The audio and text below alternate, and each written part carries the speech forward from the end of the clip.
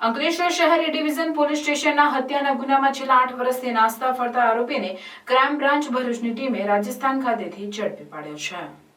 ભરૂચ જિલ્લા પોલીસ અધિક્ષક મયુર ચાવડા દ્વારા જિલ્લામાં નાસ્તા ફરતા તથા વોન્ટેડ તથા પેરોલ જમ્પના આરોપીઓને ઝડપી પાડવા અસરકારક અને પરિણામલક્ષી કામગીરી કરવા સૂચના આપવામાં આવેલ, જે અનુસંધાને ભરૂચ એલસીબીના પોલીસ ઇન્સ્પેક્ટર એમપી વાડા